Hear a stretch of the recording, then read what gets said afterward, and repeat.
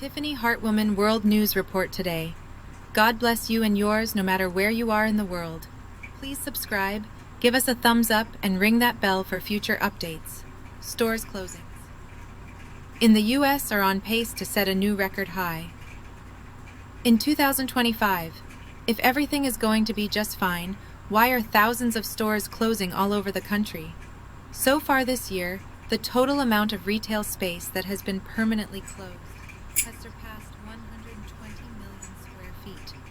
We have never seen anything like this before. Store closings spiked during the early days of the pandemic, but in 2025, stores are being permanently shuttered at an even faster pace. In fact, during the first 6 months of this year, 5,822 store closures were recorded. Store closures across the U.S. continue to rise and remain on track to far significantly surpass both new openings and the figures seen in 2024.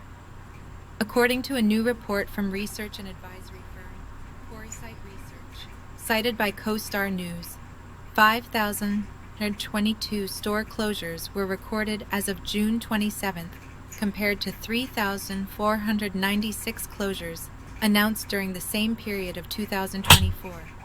If stores continue to close at this rate, we will break the old record that was established during the pandemic by a wide margin.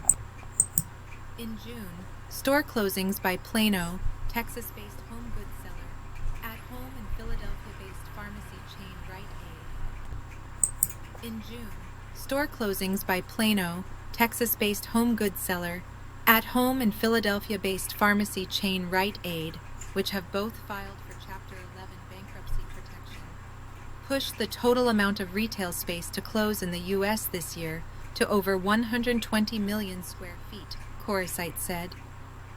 The real estate churn is happening as cyclical impacts confront structural shifts, according to one executive at the research firm. Wow.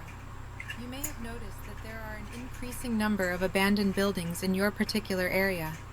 If not, are just dumb. Sadly, this is just the beginning. Consumers are under more financial stress than we have ever seen, and that has resulted in a substantial decline in store traffic. Many of the retail store closures are a result of declining store traffic as more consumers respond to inflation by reducing spending.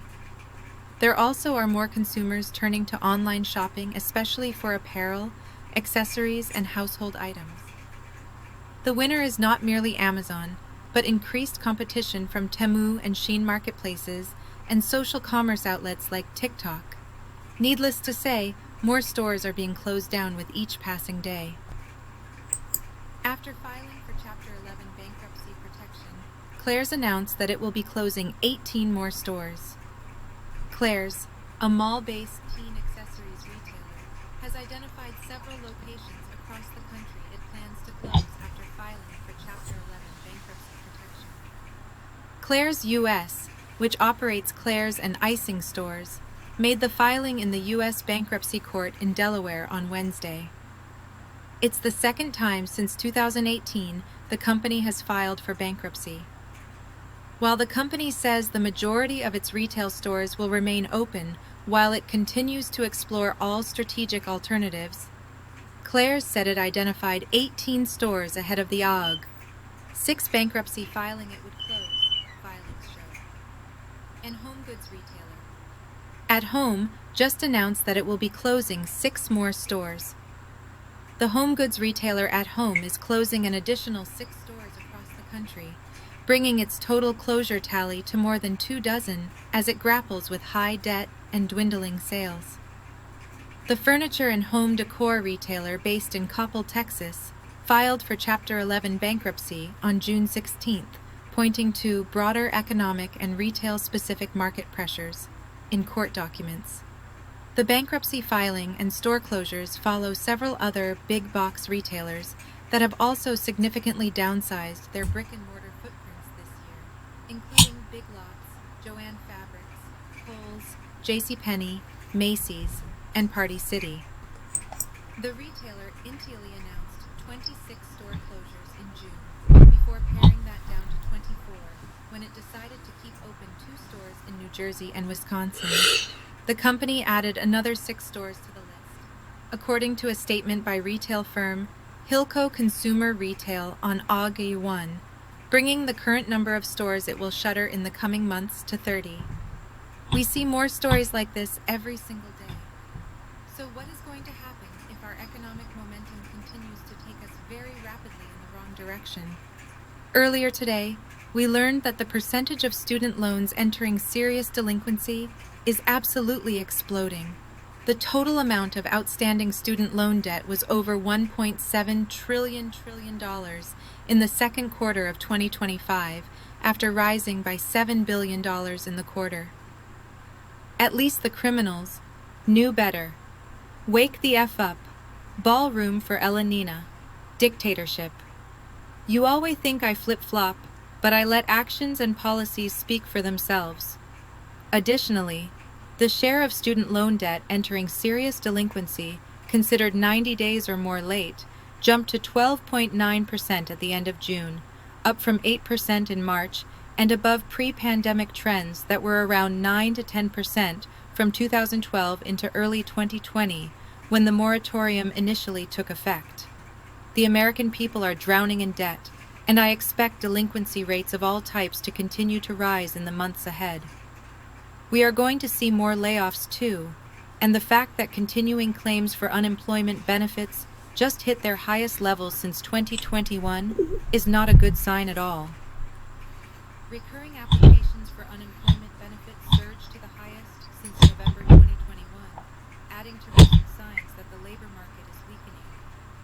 Continuing claims, a proxy for the number of people receiving benefits, rose by 38,000 to 1 million in the week ended July 26th, according to Labor Department data released Thursday. On top of everything else, U.S. manufacturing activity is now in contraction territory. From March to July, U.S. manufacturing activity contracted, according to the Institute for Supply Management's monthly survey. The manufacturing PMI last registered at 48, below the 50 score that differentiates growth and decline. That is recession and the depression they hide worse. The effective average tariff rate on all imported goods now stands at around roughly 18% versus 2.3% last year, the highest levels since the 1930s. Are y'all winning? Ask USLEVs. We are in so much trouble. They groceries are up 2 to 40%, but it's more like 156%. After evaluating all of the latest economic numbers that have come in, Mark Zandi has come to the conclusion that the economy is on the precipice of recession. Mark Zandi, chief economist at Moody's Analytics, on Monday wrote a post on X that the economy is on the precipice of recession, citing the weaker than expected jobs report released Friday and the inflation data from the previous day that showed consumer prices rose as indicating the economy's precarious position. Consumer spending has flatlined, construction and manufacturing are contracting, and employment is set to fall. And with inflation on the rise, it is tough for the Fed to come to the rescue, he wrote. It is hard to argue with him. Of course, what is eventually coming is going to be so much worse than just a recession. As conditions deteriorate, will store closings slow down or will they speed up? The answer to that question is obvious. If there are stores in your local area that you really enjoy, I would visit them now while you still can, because they might not be there next year. Remember, World News Report today warned you first as always. Buckle up, Buttercup. Please share and subscribe if you have not. And always remember, anything is possible in Bizarro World. God bless.